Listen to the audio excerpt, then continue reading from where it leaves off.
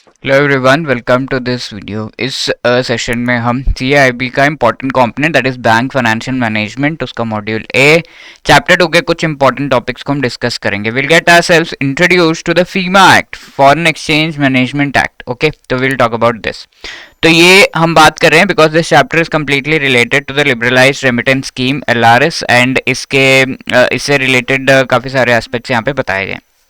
So the base for LRS, liberalise remittance, remittance जब भी India से बाहर पैसा जा रहा है एंड इंडिया के अंदर आ रहा है, then we have to see कि what is the main act on which these particular transactions are dependent. तो दैट एक्ट जो लीगल फ्रेमवर्क है उसको तो डिस्कस करना जरूरी है ना, बिफोर वी डिस्कस LRS।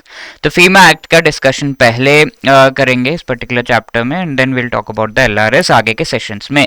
तो फीमा एक्ट इज ये क्या है? फॉरेन एक्सचेंज मैनेजमेंट एक्ट 1999 में लाया हुआ है। A little introduction to LRS and then we will be talking why we are talking about FEMA act. इसके लिए हमें समझना होगा थोड़ा बहुत LRS कि LRS जो ये स्कीम है लिबरलाइज्ड रेमिटेंस स्कीम है। रेमिटेंस मींस इंडिया से बाहर मेनली जो पैसे जा रहे हैं वो इंडिया के अंदर जो पैसे आ रहे हैं उनसे रिलेटेड ये स्कीम लाई गई है, सो दैट सर्टेन जो एंटिटीज हैं अगर इस तरह की ट्रांजैक्शंस कर रहे हैं तो उन्हें कुछ स्पेसिफिक बेनिफिट्स दिए जा सके।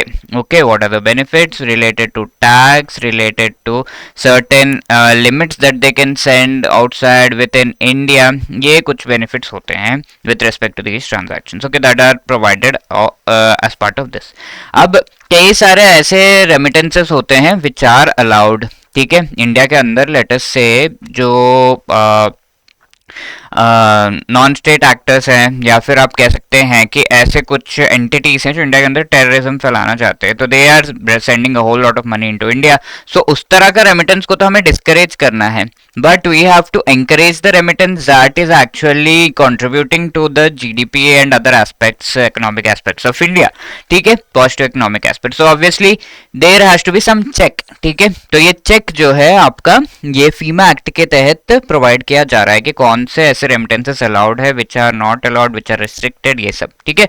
तो ये सारे रेमिटेंसेस पर ये स्कीम किस तरीके से कौन से बेनिफिट्स प्रोवाइड कर रहा है हम आगे वन बाय वन देखेंगे। But for now I hope you have understood the framework, I hope you have understood the background कि ये जो स्कीम है इसके बारे में ये चैप्टर है, ये स्कीम डिपेंडेंट है on the FEMA act. So we are discussing FEMA act, but before that let's see what the scheme is and then move towards FEMA act. तो 4 फरवरी 2004 को ये स्कीम लाई गई थी कि भाई ऐसे जो एंटिटीज है उनको हेल्प किया जाए, but specifically this scheme is for resident individuals, ठीक है। This is not for any company या फिर इस तरीके से नहीं है।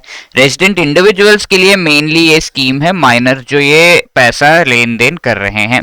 Okay, it is not for companies, it is not for other entities. Apart from that कौन एलिजिबल नहीं है? Corporates, partnership firms, Hindu undivided families, trust, NRIs, ये सब एलिजिबल नहीं है अंडर दिस पर्टिकुलर स्कीम, ठीक है। रेसिडेंट इंडिविजुअल्स, इंडिया के अंदर जो इंडिविजुअल्स रह रहे हैं, रेसिडेंट जो डेफिनेशन उसके हिसाब से इंडिया के अंदर ये इंडिविजुअल्स के लिए स्कीम अवेलेबल है। Now capital and current account transactions are the two kinds of transactions जो इंडिया से बाहर एंड इंडिया के अंदर होते हैं, मेनली इंडिया से बाहर जो पैसे जाते हैं। तो ये capital and current account transactions को समझना जरूरी है।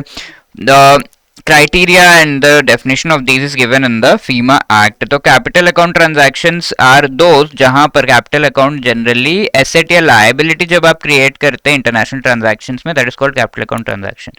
Whenever there is no asset या liability created but you are actually sending some money for general purposes, ठीक है, एसेट या लायबिलिटी नहीं क्रिएट हो रहा। लेट्स से एग्जांपल इसका हो जाएगा कि let's say you are sending money to someone who is there in Qatar, your family member, and उनको जो है खर्चे के लिए भेज रहे हैं या फिर वो आपको भेज रहे हैं पैसे, तो that is a general purpose related. यहाँ पर कोई एसेट या लायबिलिटी नहीं क्रिएट हो रहा, you are not going to ask that money back, you are not going to pay any interest, nothing. तो एसेट लायबिलिटी क्रिएट नहीं हो रहा, that is a current account transaction. Clear है? यही चीज आपके फीमा एक्ट में डिफाइन की गई है।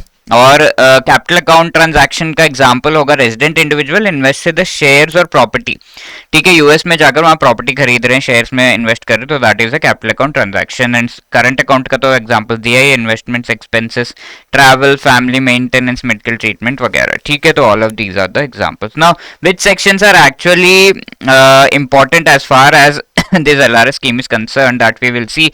First of all, section 4 की हम बात करेंगे, नो पर्सन इन इंडिया। तो यहाँ पर कुछ ब्रॉड गाइडलाइंस दिए गए हैं जिसके अंदर थोड़ा जो है बाइफर्केशन करके काफी सारे जो क्लॉजेस हैं, बट ब्रॉड गाइडलाइंस क्या है, इंडिया में जो पर्सन है shall acquire, hold, own foreign exchange security, immovable property out of India unless acquired as a non resident. ठीक है, इंडिया से बाहर जाकर नॉन रेजिडेंट जब वो कैटेगरी में आ जाता है, then only they can acquire this property and everything.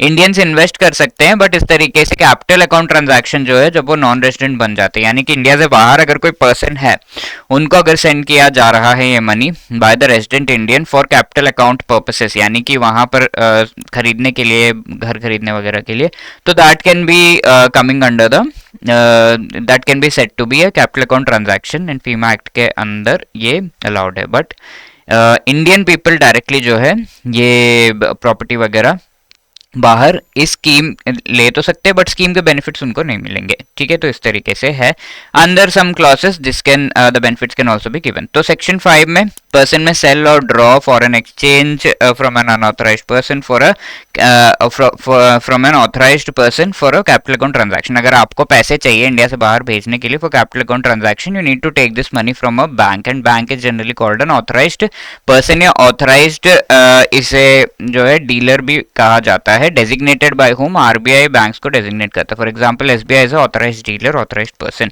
Now section 10(6) में दिया हुआ है कि utilization of foreign exchange authorized dealer for which it has been availed. तो फॉरेन एक्सचेंज अगर लिया गया है फॉर परचेजिंग हाउस, तो you have to purchase house only, you should not go for any other thing with that foreign exchange. तो इससे related 11 में दिया हुआ है आरबीआई में डायरेक्ट ऑथराइज्ड पर्सन। ठीक है, ऑथराइज्ड पर्सन को ये करना है, इस तरीके से आरबीआई डायरेक्शंस अगर देगा, इफ द ऑथराइज्ड पर्सन यानी कि वो बैंक, एसबीआई वगैरह वो फॉलो नहीं कर रहे हैं, देन दे हैव टू पे penalty 10,000 rupees and 2,000 rupees per day का भी पे करना है। सेक्शन 13 में पेनल्टीज फॉर कॉन्ट्रोवेंशन। ठीक है, अगर आप पे नहीं करते हैं, जो भी कितना पेनल्टी पे करना है, ठीक है, 3 टाइम्स अमाउंट इन्वॉल्व, जैसे से 1 लाख रुपीज इन्वॉल्व है तो 3 लाख रुपीज तक आपको पेनल्टी पे करना पड़ सकता है, मैक्सिमम अमाउंट है ये। और कई बार क्वांटिफाइबल नहीं होता है कि कितना अमाउंट इन्वॉल्व है यहाँ पर, तो 2 lakh rupees minimum you have to pay and 5,000 per day further आपका जो है ऐड होता जाएगा। So these are some of the sections. Now please try to answer this question. ये आपका होमवर्क क्वेश्चन है, which among the following are not eligible to send remittances under the LRS scheme. ठीक है, not eligible पूछा हुआ, resident individuals, corporates, NRS. You have to answer this question in the comment section, and this was the question asked in the previous session कि यहाँ पर आपके USD INR का जो आस्क एंड बिड रेट है वो दे दिया गया है। Calculate the rate for outward remittance value spot assuming margin of 10 पैसा। ठीक है, over the interbank rate. Outward remittance जब होगा तो ऑब्वियसली इंडिया से बाहर हम पैसे भेज रहे हैं, तो उसके लिए कस्टमर जो है रुपीस में पेमेंट करेगा to the bank, and bank is going to give some money in foreign currency terms, और ये मनी जो इंडिया से बाहर जाएगा, या फिर bank for this particular person customer जो है ये मनी इंडिया से बाहर भेजेगा। तो इस तरीके से है। एसेंशियली हो क्या रहा है, bank is actually selling the dollars. ठीक है, तो सेलिंग रेट क्या है यहाँ पर, आस्क एंड बिड रेट। तो ये बिड रेट क्या है यहाँ पर 75.0075। ठीक है, अब इसमें क्या हो रहा है, 10 पैसा का मार्जिन बैंक का लग रहा है, तो 0.10 ये ऐड हो जाएगा। तो what will the answer be, 75.1075। Okay, तो डी यहाँ पर आपका सही जवाब बन जाता है। Is that clear?